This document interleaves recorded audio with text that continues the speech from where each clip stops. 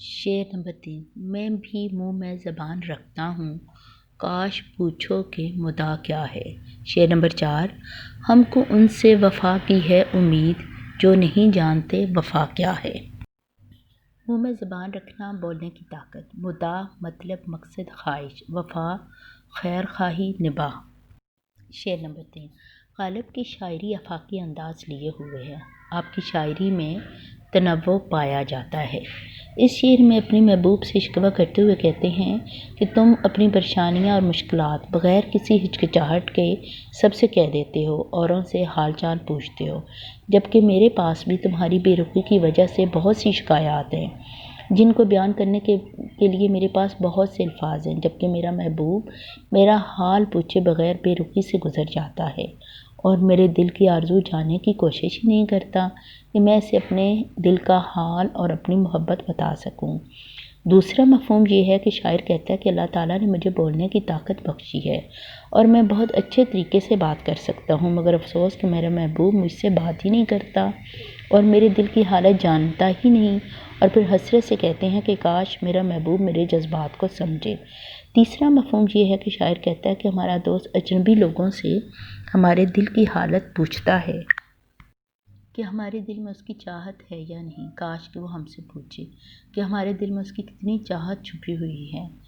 ہم اسے بہت اچھے طریقے سے اپنے دل کی کیفیت بتا سکتے ہیں، بہت اچھے الفاظ استعمال کر سکتے ہیں، لیکن کاش کہ وہ ہم سے پوچھے تو صحیح۔ یہ دستور زباں بندی کیسا ہے تیری محفل میں، یہاں تو بات کرنے کو ترستی ہے زباں میری۔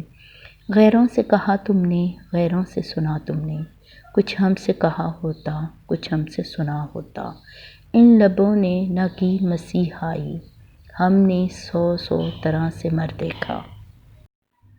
شعر نمبر 4۔ غالب کی غزل میں موضوعات کا لامتناہی سلسلہ نظر آتا ہے۔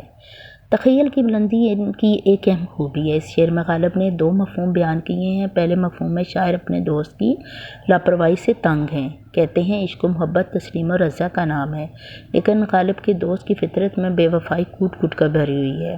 وہ غالب کی طرف مائل نہیں ہوتا، وہ عشق کے اصل مفہوم سے ناواقف اور ناآشنا ہے۔ وہ عشق کے تقاضے نہیں جانتا، اسے وفا اور بے وفائی میں فرق پتہ ہی نہیں، اور ہم کتنے سادہ ہیں جو اس سے وفا کی امید لگائے بیٹھے ہیں۔ تم ہمارے کسی طرح نہ ہوئے، ورنہ دنیا میں کیا کیا نہیں ہوتا۔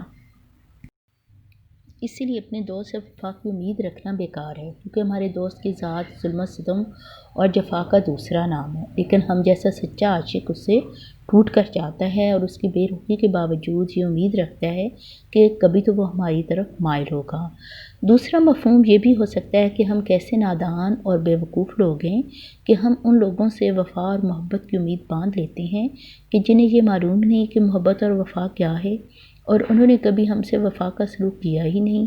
غالب یہاں انگریزوں پر طنز کر رہے ہیں، جنہوں نے 1857 میں برصغیر پر قبضہ کیا اور مسلمانوں کو ظلم و ستم کا نشانہ بنایا، لیکن پھر بھی کچھ مسلمان یہ سمجھتے تھے کہ انگریز جو ہیں ان کے ساتھ کبھی تو اچھا سلوک کریں گے۔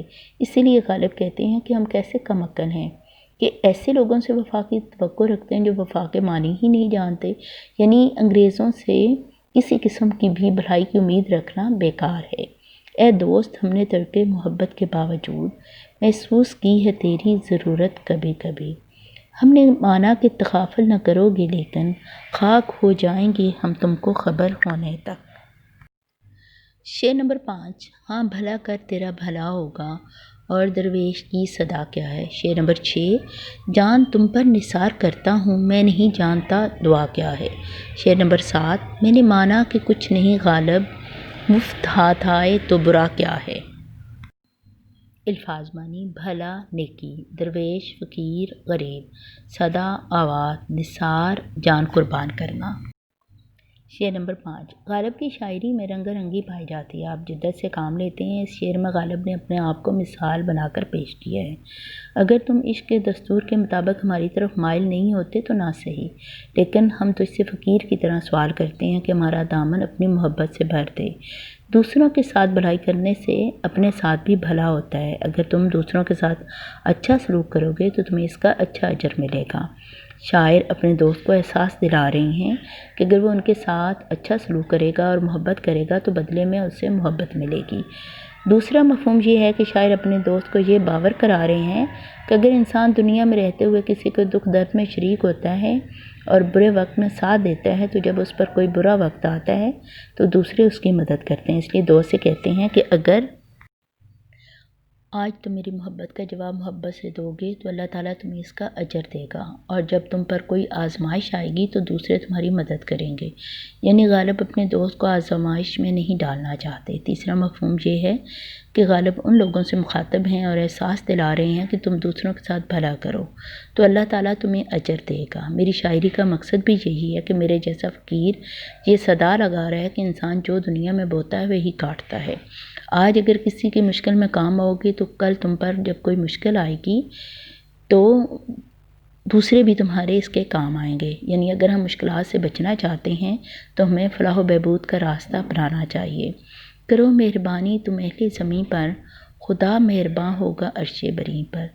روک لو اگر غلط چلے کوئی، بخش دو گر خطا کرے کوئی۔